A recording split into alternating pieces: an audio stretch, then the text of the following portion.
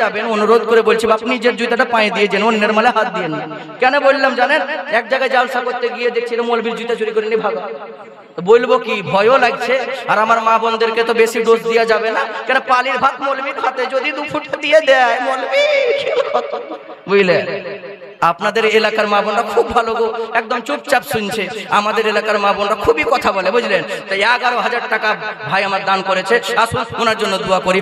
আমিন আমিন আল্লাহ আমিন আমিন, দানকে কবুল করো রব্বুল আলামিন।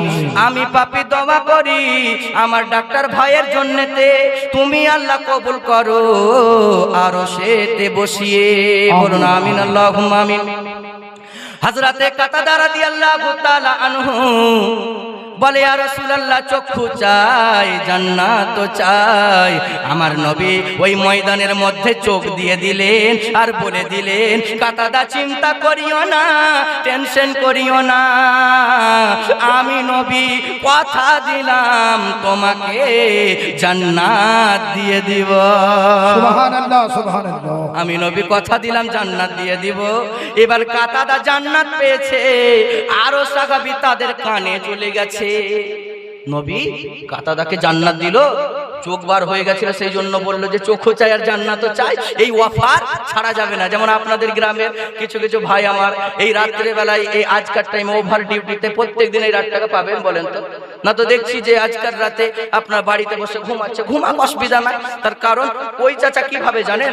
মুয়াজ্জিন যখন আজান দেয় একবার মুহাব্বতে বলুন তো আল্লাহু আকবার। হাইয়া আলাস সালাহ,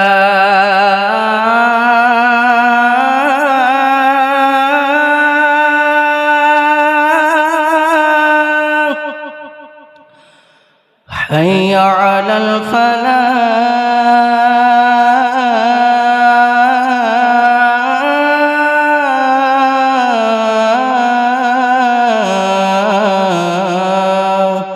মুয়াজ্জিন বলছে হাইয়া আলাস সালাহ, হাইয়া আলাল ফালাহ।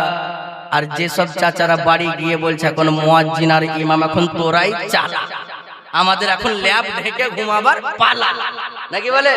হ্যাঁ হাইরে মুসলমান বলবো কাকে বাপজি? হ্যাঁ ভাবেন একটুকু যে আল্লাহ পাক আপনাকে আমাকে এমন একটা ধর্ম দিয়েছে, এই ধর্ম আপনাকে আমাকে শান্তি শিখায়। এসো নামাজের জন্য এসো, এসো সালাতের জন্য এসো, এসো কল্যাণের জন্য এসো। আর মুয়াজ্জিন বলছে হাইয়া আলাস সালাহ, হাইয়া আলাল ফালাহ। আর মুয়াজ্জিন আর ইমাম চাচা বলছে এখন তোরাই চালা, আমার এখন ঘুমাবার পালা, বুঝলেন? তা আপনারা ঘুমাবেন না তো? অসুবিধার কোনো কারণ না, আপনারা ঘুমাবেন। ঘুমাচ্ছে ছেড়ে দেবো?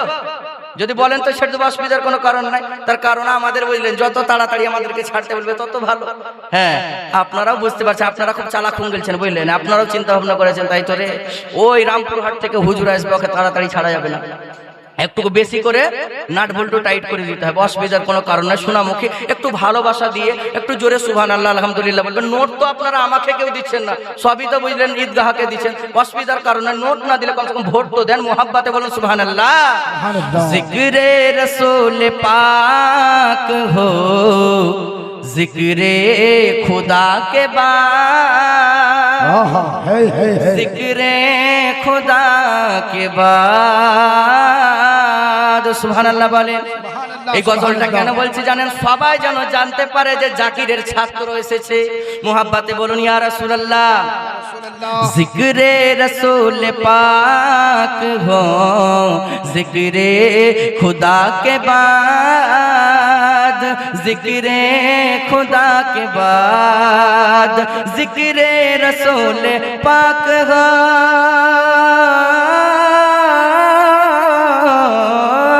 जिक्रे रसूल पाक हो, जिक्रे खुदा के बाद। हो बात अंबिया की, हो बात अंबिया की, मेरे मुस्तफ़ा के बाद, मेरे मुस्तफ़ा के बाद। सुभानअल्लाह बोलें। दुनिया में एहतराम के काबिल है जितने लोग, काबिल है जितने लोग, दुनिया में एहतराम के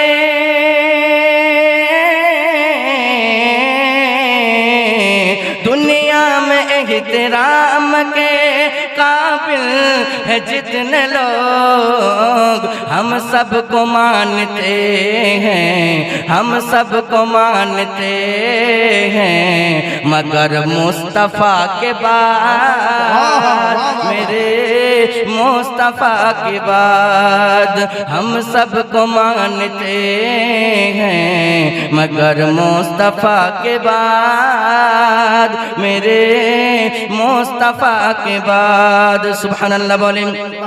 তাই এবার বলছে কি শোনো সাহাবায়ে কেরাম, আমার নবী মুস্তাফা কি বলতে আছে, নবী গো আজকে কাতাদা জান্নাত পেল, আমরা কি জান্নাত পাবো না? আমরা কি জান্নাতের আশা করি না?